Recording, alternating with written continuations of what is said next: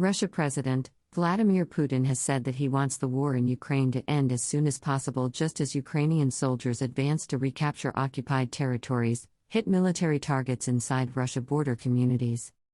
Vladimir Putin made the remark while responding to Indian Prime Minister Narendra Modi and questions about Ukraine war from Chinese President Xi Jinping at a meeting of the Shanghai Cooperation Organization held at Uzbekistan during the preceding week. Indian Prime Minister Narendra Modi had told Putin that today's era is not an era of war, and I have spoken to you on the phone about this. Putin responded that he had heard concerns and questions about the war from the Chinese president, and he wants the war to end as soon as possible. Washington Post reports details of Ukrainian soldiers' successes in reclaiming some of their lands occupied by Russian army, thus that Russian citizens are starting to seriously feel the impact of the war directly is another new source of pressure on Putin, who returned home this weekend from a meeting of the Shanghai Cooperation Organization in Uzbekistan, where he faced a remarkable public rebuke by Indian Prime Minister Narendra Modi and questions about the war from Chinese President Xi Jinping. After a successful Ukrainian counteroffensive in the northeast of the country, the messy war that Russian President Vladimir Putin started is now being fought directly on his doorstep, with artillery strikes hitting military targets in Russia and Russian officials in cities and towns along the border ordering hasty evacuations.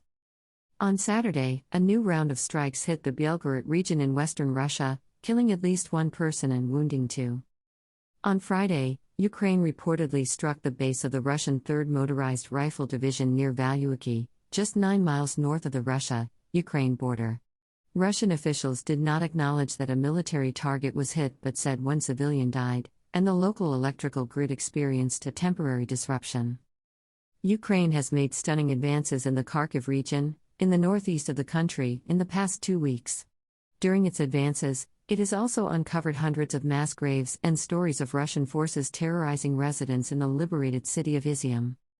Ukrainian officials have cited the gains and the evidence of torture and killings to reiterate pleas for modern battle tanks and other heavily armored vehicles which NATO allies have been slow to send.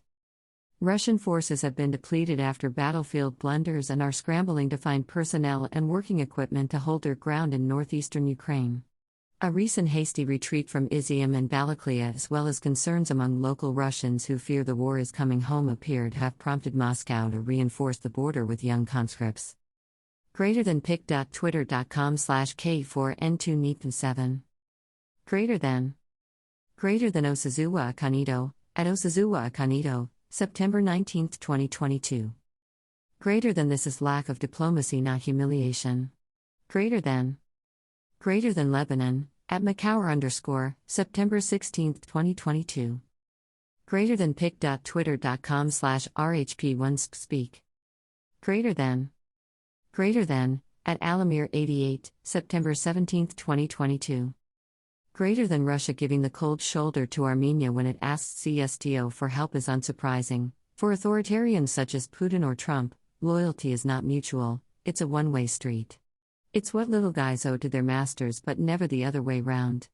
Greater than Jowine, Ukraine, Sunflower, at Joavine, September 18, 2022. Greater than Izium, Balaklia, Kupiansk, these words sound everywhere, Zelensky said on September 18. Mariupol, Melitopol and Kherson will also sound, but even more often and louder when we liberate them.